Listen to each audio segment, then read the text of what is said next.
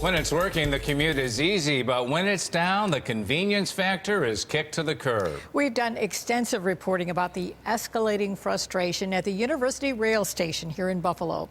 News 4's Luke Moretti takes us up the broken down escalator. Luke? Yeah, back in November, we reported on the troubled escalator that was rebuilt but failed after only 8 months of service.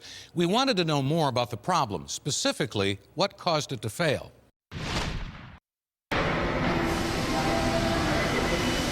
Escalator number 1 is back up and running again at the NFTA's University Station. It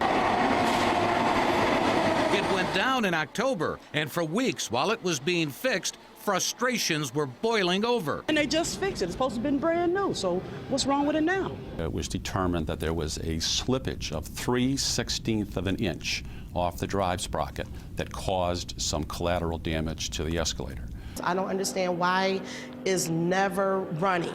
This same escalator had a complete rebuild last year at a cost of $371,000 to taxpayers. No reason for it. They should be fixing that thing. Here's a look at the ups and downs of the escalator. In 2012, it was up and running for 5 months and down and out of service for 7 months. In 2013, it was up for 8 months and down 4 months.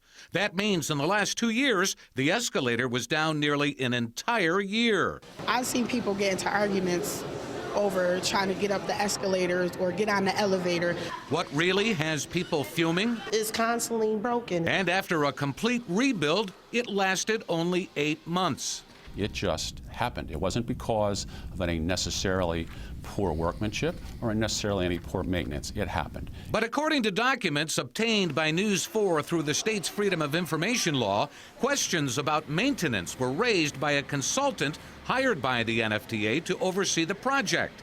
A November 2013 report from Architectural Resources of Buffalo states that damage would have been avoided or minimal had the issues been identified early and corrected as part of the regular maintenance. DCB Elevator has not been performing the required preventative maintenance as part of their regular prescribed inspections. Does that mean anything to the NFTA, or?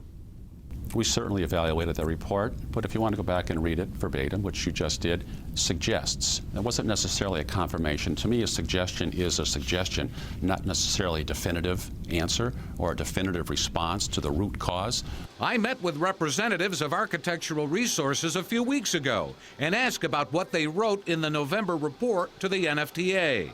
They tell me the report was written based on information available at the time, but now they say it's inconclusive as to whether the drive sprocket shifting had anything to do with maintenance. But even the escalator equipment manufacturer, the November report noted, found no evidence to suggest substandard or defective equipment was responsible.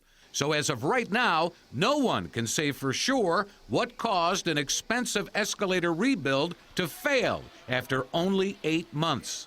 Well, we don't know why it shifted. It could have been an improper part.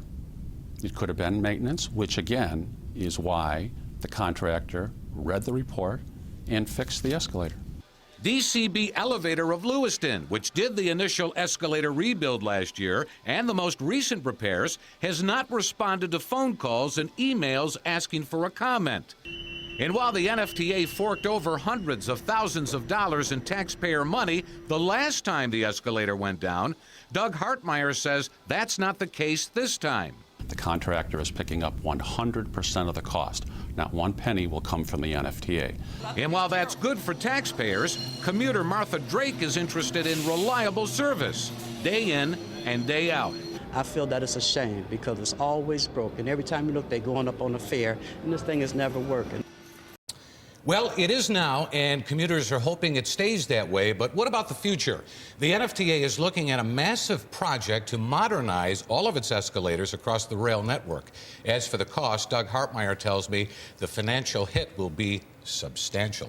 And we already know the NFTA has money problems. Where will this money come from? Well, I suspect there'll be federal grants, state grants, and also there'll probably be some local money from the NFTA. But you're talking about a big job here, and that's going to have a big number.